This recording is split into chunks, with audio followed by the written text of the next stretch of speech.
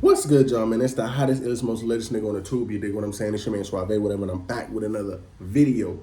We got the dick. Oh, whoa, what was I about? You know what? Let's take it from the top. And we back with another video. Now we got the addiction that destroyed Drake's career. Like, comment, and subscribe if you're new, man. I'm bugging out. I'm telling you, I just woke up and I'm trying to get my life together. I think that people have been making fun of him for such a long time that he has really internalized all that. And that dictates the way he probably moves behind the scenes. I'm your girl, and your girl, and your girl, because you treated me like this. You think I wasn't cool enough. He's been holding a lot close to the chest. A lot of in the industry do not try to everybody's. That is not true. You introduce him to your girl, extra friendly, smiling. And he do that exchanging numbers 19, 30, 40, 50, 60, and 70 times. And it ain't just rappers. The athletes, the actors, the golfers, the executives, the tech people. What is the real? That's life, you know what I mean? Niggas is gonna try to smash your girl. Like, that's life, bro. It be your homies too, bro. They ain't your real homies, but it be them too. I don't think that addiction destroyed Drake's career, bro. I don't know about that one, but like, that shit every day be. That's all I'm saying. Real issue with you in marriage? Now I gotta dig in and see, what's your family like?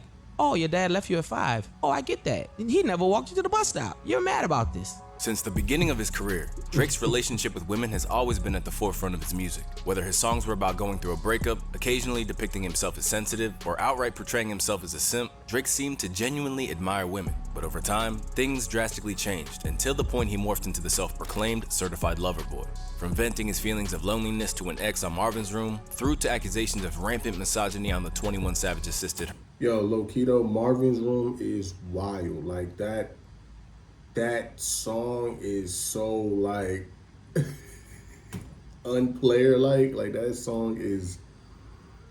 If simping was a song, it would be Marvin's Room. Like, fuck that nigga that you... You know what I mean? You sitting in the bar, you drinking, whatever. You love so bad. Like, I can't get over that song, but... It was a hit, but it was just crazy. Her loss, even Drizzy's I'm just saying, you could do better. That's the lie right there. claim that the only woman he loves is his mom on God's Plan was a drastic departure from when he was actively trying to settle down. But where the good guy image was once intact and helped skyrocket his career to the top, that's long gone now and replaced with the perception that, as Kendrick said, Drizzy doesn't even like women. In fact, he only values them when it comes to sexual gratification and as a way to have a one-up on his enemies and friends. In short, there's now a belief that Drake has a serious sex addiction, which has basically created the predicament he finds himself in today. He presents himself as like this smart, composed, thoughtful businessman, but your friends, girls, you're not them for them, by the way. There's tons of bad. You're not just doing it to get a nut. You're your man. That's what you're doing. It sounds crazy, but that's what it's about. I'm gonna do something that I know that I'm gonna have over you. Oh yeah, forever. okay, yeah. Currently operating in a state that may that's what fill a he's- void inside him while deviating from the image that first made him successful, Drake has made it clear that he's not a one-woman man at this point in his life, nor does he plan to change that. And while that makes him no different from many other superstars, the problem for the Sixth God is that there's a feeling of spite and self-sabotage to how he goes about it that has nearly destroyed his career several times over. So, let's break down the roots of this addiction and how it's been hiding in plain sight for a long time now. When you pattern yourself as a ladies' man, it's really no surprise that you might ruffle some feathers or act impulsively when things don't go your way. Just look at what happened in the aftermath of Drake flying a fresh-faced Ice Spice out to OVO Fest, only to suddenly cut ties with her when it appeared he didn't get what he wanted out of it. It's been speculated that Drake unfollowed you afterwards. Yeah, unfollowed You and wanna all tell us that some tea shit. on that? He did. I don't know why though. Shame on you, Drake. Shame on you. You shouldn't have done that. Happy to go someone in an instant. I just think Drake was trying to get the bag. Like, I know people think that he was trying to smash Ice Spice, but I deadass think Drake got tides or Drake got some type of investment in the newer artists, and I'm feeling like Sexy Red is one of them. So I just feel like Drake was trying to get some money out of Ice Spice. You know what I mean? Like, invest in career. And Ice Spice wasn't having that shit. But she still popped anyway, so, you know what I mean? I just feel like it was that. I don't feel like it was no sexual shit, you know what I mean?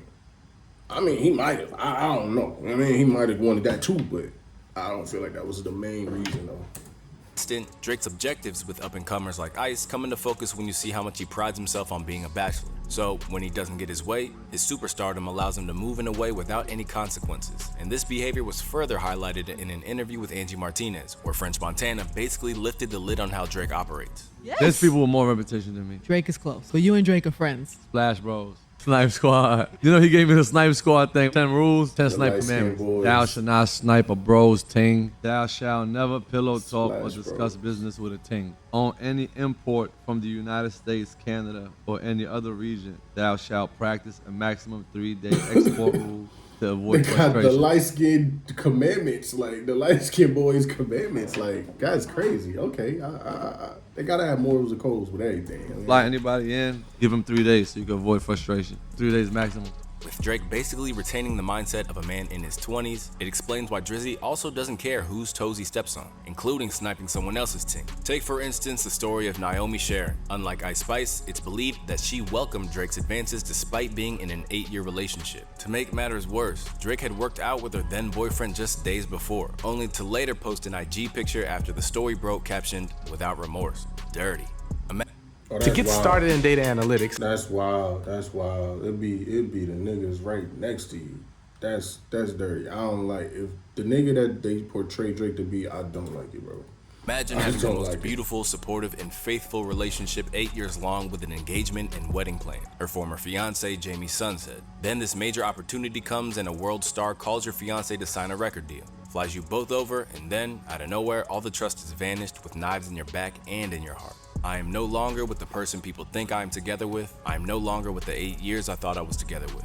With someone like Jamie participating in the music industry at a lower level, Drake clearly had no concerns when it came to trampling over his life to get what he wanted. But even though he got away with just a bit of reputational damage that time, recently, it's become clear that Drake's promise to French Montana about never getting involved with someone else's girl was just talk. Because when you look back, Drake has a habit of bringing women into almost all of his beefs with other rappers. And in the view of one of his biggest supporters and academics, this is where Drake has been a habitual line crosser. I keep asking people and they're like, yo, listen, man, Drake's a little sloppy with it. All these guys, they share the same crop of girls. It's a thin line between like, yo, these are like the community chicks that we all and yo, you're doing certain to kind of like disrespect. In Axe View, this has always been a key part of how Drake has operated, long before it led Future to call him a fan on We Don't Trust You. Case in point, just look at why his decade-long feud with CB started. Imagine how bold Drake was when Drake sends a bottle over there with a note that says, I'm the love of your life. Oh, yeah. That was supposedly Chris the Brown note. and Rihanna. And right then, beef starts. So Drake is in the club, supposedly with Meek and some other people, and Chris Brown is there, and Drake sends a thing over to be like, I'm the love of your life. Drake Of course, is a savage. you gotta keep the girl away from Drake. Back when Drake and Chris had some bad That's blood wild. over Rihanna, the whole That's thing wild. likely made things awkward at parties, but didn't really spill out onto record or really even enter the public consciousness at the time. But that hasn't always been the case. And much like his dispute over Princess Diana with Future, it was his decision to mess with other people's girls that led his ghostwriting scandal with Quentin Miller to come to light in the first place, in turn creating a narrative that's haunted him ever since. That's how the whole thing started with even the reference tracks. DJ Drama says, bro, he didn't write that. The guy in my studio in Atlanta, he recorded it and Drake just sang it over. That's how that starts. So two guys who thought Drake their chicks basically created that moment. But while all of these incidents could have been damaging to his But you would think that these niggas don't care in the industry, right? But when it starts to become like, cause you know what I mean, niggas got bitches out the ass. I mean, I got this hoe in this city, this hoe in this city. I mean, I got hoes in different area codes. I'm good. So why would you care if another nigga try to? But that's cap, cause like when you start aiming for 1 and 2 and 3, now we on 8 of my chicks that I just had, my nigga.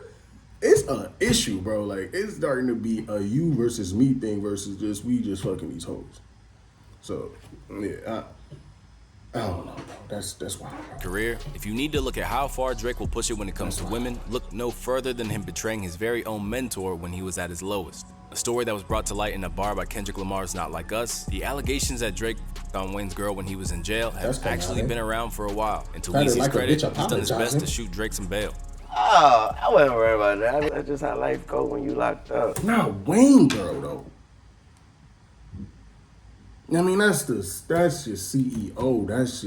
That's your manager. How you smashing Wayne's girl? Like, if anybody's girl should be off limits, it should be that nigga, bro. That's crazy, bro. That is conniving. That is weird, bro. That's dirty. That's dirty. She still be texting me and stuff, you know?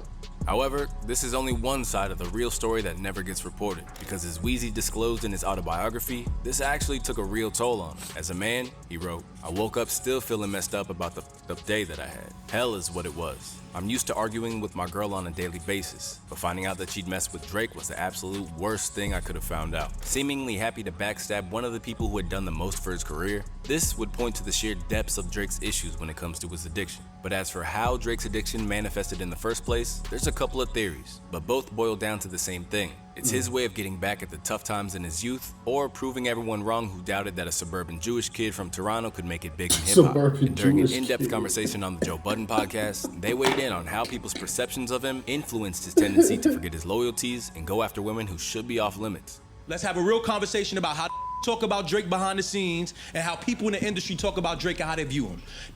View Drake like he's a corny who grew up not getting no and now he got money and now he's able to afford that, right? Left with a deficit he's now trying to make up for, this explains some of the recklessness. How y'all view Drake? Y'all view him like that? A corny kid from Toronto that never had no box, never had no friends when he was younger. Cool, he wasn't with the cool kids, and